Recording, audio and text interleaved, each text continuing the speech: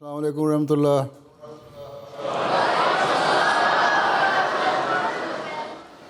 चलो बैठो।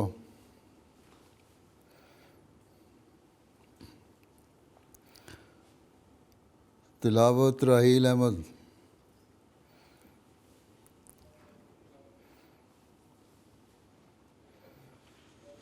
सय्यदी व इमामना अस्सलामु अलैकुम व रहमतुल्लाहि व बरकातुहू। अऊज़ु बिल्लाहि मिनश शैतानिर रजीम।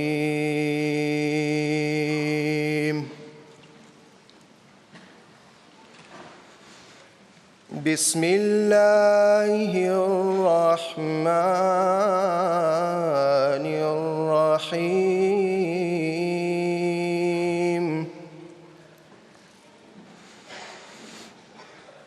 या अय्युहल्लज़ीना आमनु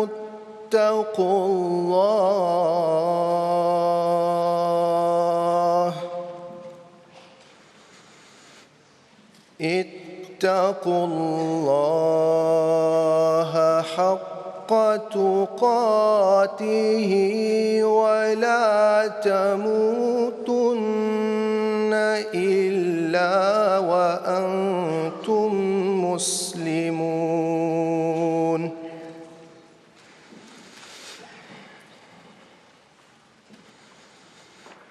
वातसिमू बिहब्लिल्लाहि जमीअन वला तफर्रक़ू वज़्कुरू निअमतल्लाहि अलैकुम इज़ कुन्तुम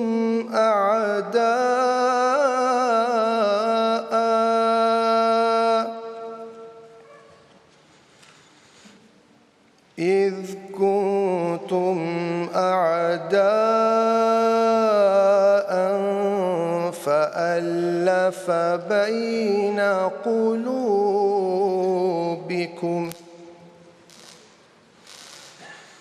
فألف بين قلوبكم فأصبحتم بنعمته إخوانا وكنتم على شفا حفرة من النار فأنقذكم منها كذلك يبين الله لكم آياته لعلكم تهتدون. ولتكن منكم أمة يدعون إلى الخير ويأمرون بالمعروف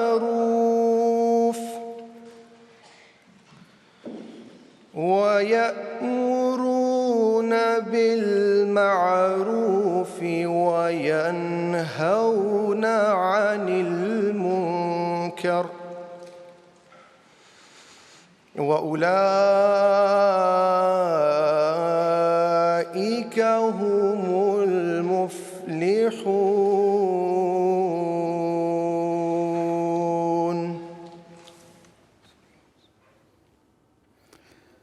उर्दू ट्रांसलेशन मुज़फ़्फ़र अहमद।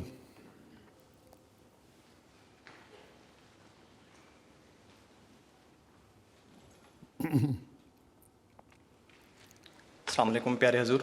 वालेकुम। अभी सूरत आले इमरान की आयत 103 ता 105 की तिलावत की गई है। इन आयात करीमा का उर्दू तर्जमा बयान फरमूदा हज़रत खलीफतुल मसीह राबे रहमतुल्लाह ताला पेश खिदमत है। मैं पनाह मांगता हूँ अल्लाह की धुतकारे हुए शैतान से। अल्लाह के नाम के साथ جو بے انتہا رحم کرنے والا، بن مانگے دینے والا اور بار بار رحم کرنے والا ہے۔ اے لوگو جو ایمان لائے ہو، اللہ کا ایسا تقوی اختیار کرو جیسا اس کا تقوی کا حق ہے، اور ہرگز نہ مرو مگر اس حالت میں کہ تم پورے فرما بردار ہو، اور اللہ کی رسی کو سب کے سب مضبوطی سے پکڑ لو اور تفرقہ نہ کرو، اور اپنے اوپر اللہ کی نعمت کو یاد کرو کہ جب تم ایک دوسرے کے دشمن تھے تو اس نے تمہارے دلوں کو آپس میں باندھ دیا، اور پھر اس کی نعمت سے تم بھائی بھائی ہو گئے، اور تم آگ کے گڑھے کے کنارے پر کھڑے تھے تو اس نے تمہیں اس سے بچا لیا۔ اس طرح اللہ تمہارے لیے اپنی آیات کھول کھول کر بیان کرتا ہے تاکہ شاید تم ہدایت پا جاؤ، اور چاہیے کہ تم میں سے ایک جماعت ہو وہ بھلائی کی طرف بلاتے رہیں اور اچھی باتوں کی تعلیم دیں اور بری باتوں سے روکیں، اور یہی ہیں وہ جو کامیاب ہونے والے ہیں۔ السلام علیکم۔ English translation Ruhaam Khan.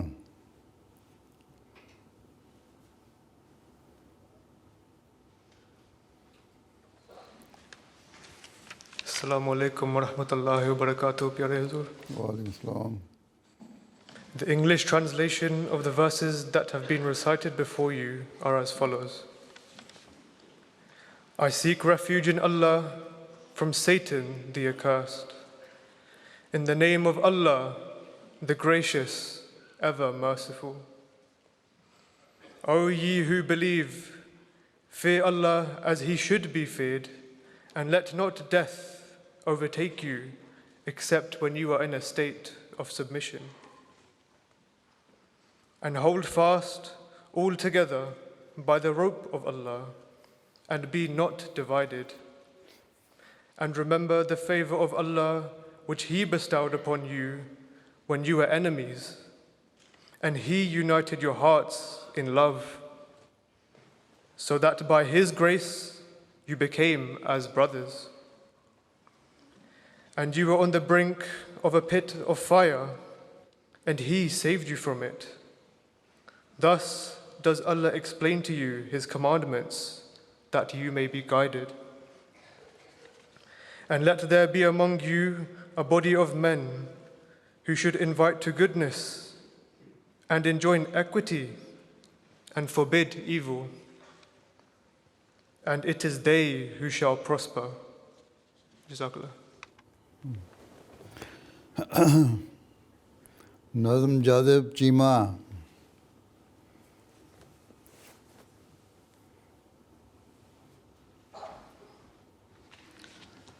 السلام علیکم ورحمۃ اللہ وبرکاتہ. پیارے حضور. السلام. کلام حضرت مسلم موعود رضی اللہ تعالیٰ عنہ.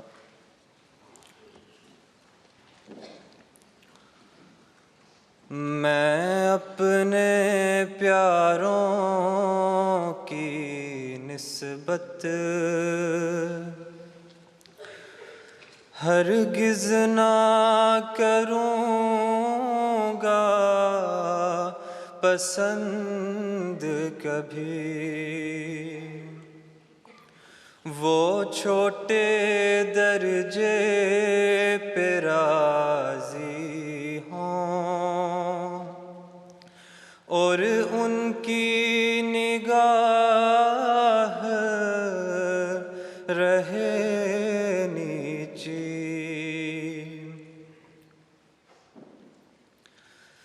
وہ چھوٹی چھوٹی باتوں پر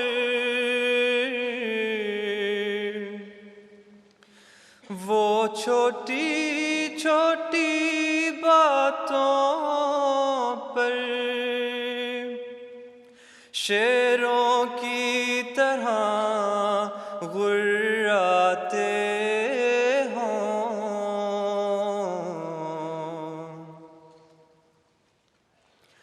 ادنا سا قصور اگر دیکھیں تو منہ میں کف بھر لاتے ہوں. ادنا سا قصور اگر دیکھیں تو منہ میں کف بھر لاتے ہوں. وہ چھوٹی چھوٹی چیزوں پر وہ چھوٹی چھوٹی چیزوں پر امید لگائے بیٹھے ہوں. وہ ادنا ادنا خواہش کو مقصود بنائے بیٹھے ہوں. وہ ادنا ادنا خواہش کو مقصود بنائے بیٹھے ہوں. میں اپنے پیاروں کی نسبت ہرگز نہ کروں گا پسند کبھی. وہ چھوٹے درجے پہ راضی ہوں اور ان کی نگاہ رہے نیچی. جزاک اللہ. Translation Adeel Tahir.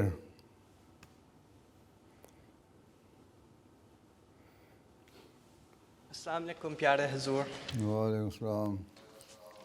I will now present the translation of the couplets just recited before you from Kalam-e Mahmud, written by Hazrat Khalifatul Masih Sani, Raziyallahu Anhu. I would never desire for my loved ones to remain satisfied with the lowest of titles for temporal gains, and that their gazes are fixated on lowly aspirations, and that they roar like lions in rage. On witnessing the minutest of errors in others, they respond by drooling with a yearning for revenge. Their desires revolve around lesser goals, and their labors are aimed for minor purposes. Jazakallah. اجتماع report secretary صاحب وقف نو. اعوذ باللہ من الشیطان الرجیم بسم اللہ الرحمن الرحیم. Dear beloved Huzur, Assalamu alaikum wa rahmatullahi wa barakatuhu. By the grace of Allah, Huzur, we have now reached the concluding session of this year's National Waqf-e-Nau Ijtima UK. Beloved Huzur, with your permission, I present a summary report. As with last year, the Waqfeen were divided into groups of 25 and assigned a group leader. The groups remained together throughout the day, and the group leaders observed and provided guidance. This year, the focus was on imparting knowledge, and through various workshops and presentations, we held limited academic competitions in the form of tilawat, prepared speech, and extempore speech. The opening session was chaired by Luqman Kishore Sahib, head of the Central Waqf-e-Nau Department. Afterwards, the groups dispersed to their specific activities. The sessions included the existence of Allah, responding to allegations, and the life as a Waqf-e-Zindagi. Additionally, in the afternoon, a session on how to fulfill your Waqf was held, and a question and answer session with the respected Amir Sahib. My beloved Huzur, our records indicate that we have a total of 3,899 boys in our Tajneed, out of which 3,144 are over 7 years old. By the sheer grace of Allah and mercy of Allah the Almighty, The total attendance of Waqf-e-Nau at this year's Ijtima is 1,641. This represents 51% of the total tajneed. This compares to the 2023 attendance figure of 1,521, which was 40% of the tajneed. Along with 471 guests, this brings the total attendance to 2,112 people at this year's Ijtima. I would like to extend my gratitude to all the members of the Ijtima committee, led by Usman Ahmed Saib, Nazmi Ala, and all those who presented the workshops. I would also like to take this opportunity to convey our thanks and gratitude to Mir Saib, the Zafat, Sami Basri, Battle 2, and MTA teams. We also appreciate the support provided by Central Waqf-e-Nau, Principal Sab Jamia, and Majlis Quran Ahmadiyya UK. On behalf of all Waqf-e-Nau, I would like to sincerely thank Hazur Anwar for the immense love and affection Hazur has shown us by gracing us with his presence over both days. We pray that Allah gives us the capacity to fulfill our obligations and exceed the expectations of our beloved Hazur. I would like to end by humbly requesting Hazur, may Allah be his helper, for continued prayers for all Waqf-e-Nau. Jazakallah. Jazakallah.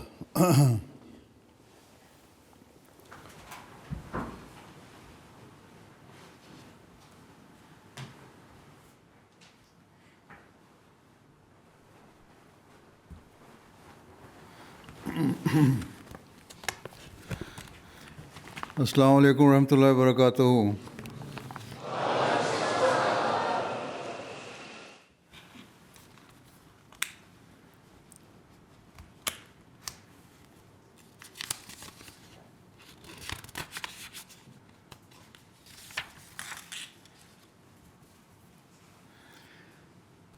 أشهد أن لا إله إلا الله وحده لا شريك له وأشهد أن محمدا عبده ورسوله أما بعد فأعوذ بالله من الشيطان الرجيم بسم الله الرحمن الرحيم. Today, with the grace of Allah, you have had the opportunity to participate in the National Waqf-e-Nau Ijtima. I hope and pray that with whatever positive and beneficial things you have learned come to form a permanent feature of your life. Certainly, for the perpetual progress and well-being of any nation or community, it is of the utmost importance that its youth are well educated and of high moral standing. Unquestionably, the followers of the Holy Prophet ﷺ must always strive to live according to Islam's true teachings. Only then can they be considered true Muslims. The Prophet Messiah ﷺ repeatedly emphasized this point to the members of the Jamaat. For example, on one occasion, he stated that Allah the Almighty desires to make His community an example for all others. This means that Allah desires the followers of the Prophet Messiah ﷺ to uphold and abide by Islamic teachings in all aspects of their lives. Of course, to faithfully act upon any teaching requires you to have knowledge of it and understand what it represents. Consequently, every member of Waqf-e-Nau should carefully read the Holy Quran, as it is the ultimate source of guidance for all mankind. You should study the Quran every day and identify the commands of Allah the Almighty. Likewise, many precepts of Allah the Almighty have been conveyed to us through the noble words and blessed practice of the Holy Prophet Sallallahu Alaihi Wasallam, the Ahadith and Sunnah. Moreover, in this era, we are incredibly fortunate that the Prophet Messiah ﷺ has expounded upon and explained Islam's teachings to us. Thus, in addition to studying the Holy Quran and learning from the Hadith and Sunnah, Ahmadis must regularly read the books of the Prophet Messiah ﷺ. It is particularly important that you, as Waqf-e-Nau, consistently strive to increase your religious knowledge, because you have all solemnly pledged to be ever ready to serve your religion and faith. Certainly, you can only fulfill this covenant with God if you understand your religion and its teachings. One key point I wish to bring to your attention today is the importance of obedience. Obedience is the chief means of strengthening the bonds of unity amongst communities. In fact, the Prophet Messiah ﷺ has said that no nation or community can thrive until its members possess the qualities of devotion, sincerity, and loyalty to their Imam. When a person reaches a certain age, sometimes questions arise regarding their faith. In particular, young people sometimes ask, why should we do this, or why should we not do that? If such questions or doubts ever arise in your mind, seek to find the answer by reflecting upon the Quran's teachings and studying relevant Jamaat literature. If needed, ask a missionary to explain the matter, or you can write your question to me. However, it should never be that you think, why should we accept or follow the instructions we have received? Especially as Waqf-e-Nau, you should never fall prey to such thoughts, as you are the people who have pledged to live your lives in the service of Islam and according to the direction of the Jamaat. Indeed, the standard of obedience of the Waqf-e-Nau should be far higher than others, and you should strive wholeheartedly to fulfill whatever is asked of you by the Jamaat. History attests to the fact that those nations or communities who lacked obedience became divided and weak.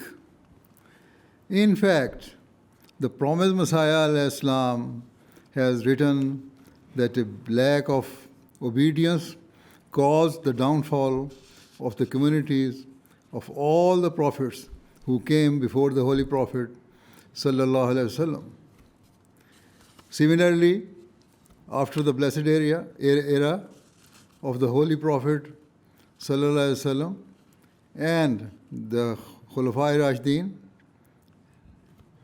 the level of obedience and unity amongst the Muslim Ummah decreased over the course of time. This led directly to an age of spiritual darkness and decay within Islam, whereby Muslims departed entirely from their religious teachings. As a result, they were deprived of the blessings and pleasure of Allah the Almighty. It was then that Allah the Almighty sent the Prophet Messiah al-Islam to revive and rejuvenate Islam's true teachings. And so never forget that all of you have pledged to be at the forefront of serving this divine mission, his divine mission. Hence, I reiterate that obedience to your faith and Jamaat is a prerequisite. Another injunction of the Prophet Messiah al-Islam is that a true Muslim must always seek to excel in virtue and beneficence. He taught that a single act of kindness or goodness invariably leads to another. If you exhibit grace, integrity, and piety, you will gain the nearness of Allah, the Almighty, and become the recipient of His blessings and rewards. Thus, as a Waqf-e-Nau, always seek to excel in goodness and ensure your act is well-intentioned, kind, and virtuous. You may wonder what conduct and acts are considered good by Islam. In this regard, I reiterate that you must carefully study the Holy Quran, as Allah the Almighty has stipulated what is right and what is wrong.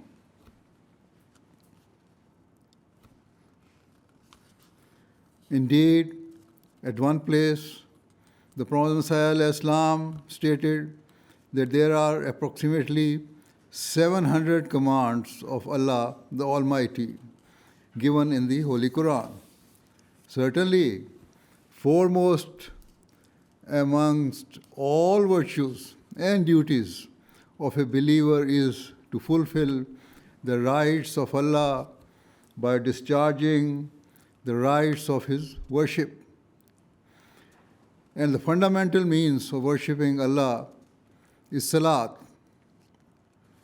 As Muslims, we must offer every namaz with deep concentration, in a pure state of humility, and with the utmost respect and etiquette. If we pray in this way, we will naturally draw closer to God and form a strong and lasting bond with Him. In addition, if our spiritual connection with Allah grows, we will instinctively be inclined towards other acts of goodness and virtue. Alongside His worship, Allah the Almighty has commanded us to fulfill the rights of all of His creation. We are taught to be kind, compassionate, and sympathetic towards others. Though there are some younger children here, most of you sitting before me have reached an age of understanding and relative maturity. Indeed, many of you are now khuddam and have families of your own. As a result, you no longer have the excuse of youthful ignorance, and nor do you have time to waste. Instead, you must recognize that now is the time to stand up and discharge the sacred vow initially made before your birth and which you have since independently renewed. Now is the time for you to prioritize serving your faith above and beyond everything else. Pivotal to this is that you must cultivate a sincere and pure bond with Allah the Almighty. Never forget that the Prophet Messiah ﷺ said that the greatest cause of fear and anxiety for any Ahmadi should be whether they possess taqwa, true righteousness. If this is the standard expected from all Ahmadis, surely the burden weighs even heavier upon you as Waqfin to be constantly restless and fearful about whether you are righteous. Do not think that you are too young to be concerned about such things. Do not wait for tomorrow. Rather, now is the time to ensure that your every moment, every thought, and every act is governed by the fear and love of Allah, the Almighty. If you strive to be close to Allah, rest assured that His choicest blessings will inshallah rain down upon you, and He will keep you in His protection. Ensure that all faculties, abilities, and talent that Allah has blessed you with are utilized for noble purposes. That is, in essence, what taqwa is. For example, taqwa is that one's eyes are used only to see what is good and pleasing to Allah and never to view immoral and indecent things. Taqwa is that one's hands are used to benefit and aid others and never to cause harm or injury.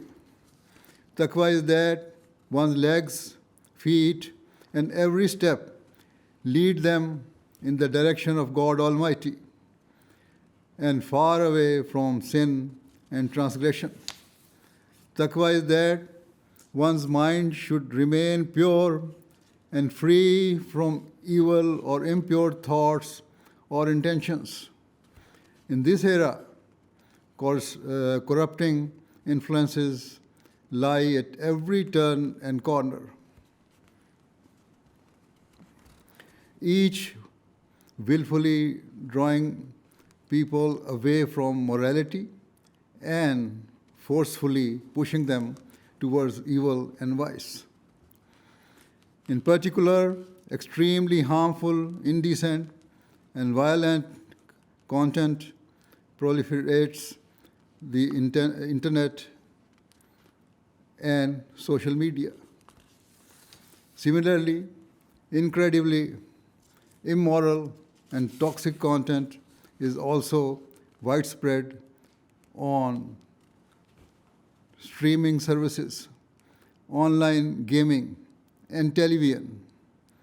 As a result, we see distressing stories in the news of children or young people whose lives have been destroyed due to their online activity and exposure to horrific content. So every Ahmadi, and especially the Waqfin and all, must be aware of the risks. You must exhibit moral courage and fortitude and guard yourselves from such dangerous and destructive influences. Only view programs that are educational or which have a positive impact on your mind. Stay far away from all immoral, indecent, and illicit programs. Otherwise, be in no doubt that consuming vile content will profoundly damage you and your personality.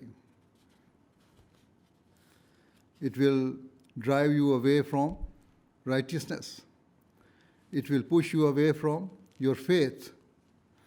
And it will prevent you from fulfilling your pledge as a Waqf. So take time each day to self-reflect and analyze your conduct. As you have here today, it should be your firm intention to identify the commands of Allah the Almighty and to act upon them with sincerity and devotion. Only then will you truly fulfill your pledge as a Waqf, and only then will you prove of benefit to the Jamaat. In fact, Waqfin often ask me that how can we benefit the Jamaat? The simple answer is, you must act upon Allah's commands.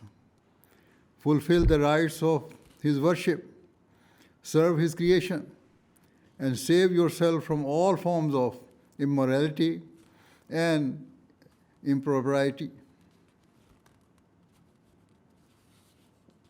Furthermore, if you are a student, you must fully engage with your studies and make every effort to excel and attain the highest possible level of education. Indeed, the distinguishing feature of a Waqf ought to be that they excel in their studies and chosen fields. It is not enough just to have targets or goals, but you must strive to achieve them. Whilst it is not essential that every Waqf will directly come into the service of the Jamaat full time, it is necessary that every Waqf strive to attain excellence and distinction in their education. Further, if you are instructed or permitted to work externally, you should pursue those professions that will enable you to draw closer to Allah the Almighty and be a means of serving humanity and benefit to the world, where hard work and professional success will personally benefit you. It will also open up many opportunities for tabligh and enable you to present the immaculate teachings of Islam to people within your circles of influence. And so, with these words, I pray that Allah the Almighty enables all of you to forever uphold, defend, and act upon the true teachings of Islam. May you recognize the true status and value of the teachings of the Holy Quran and live your lives in an exemplary fashion and excel in all good works. May you always be a source of pride for your Jamaat and of outstanding benefit to your society and nation. May you protect yourselves from the dark shadows of materialism, vice, and godlessness that have taken root in the world.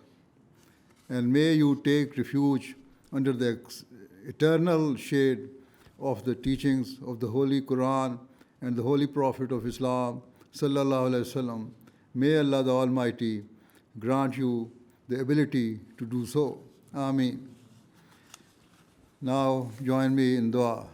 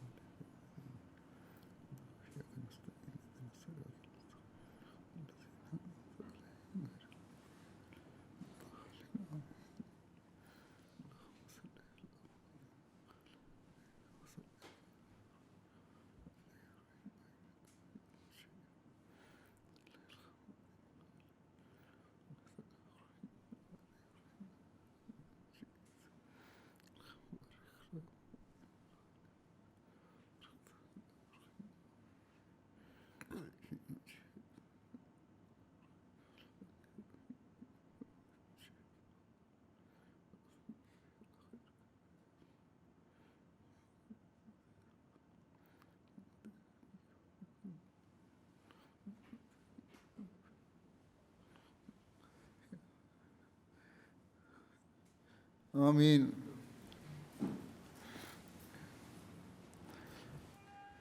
السلام علیکم ورحمۃ اللہ وبرکاتہ.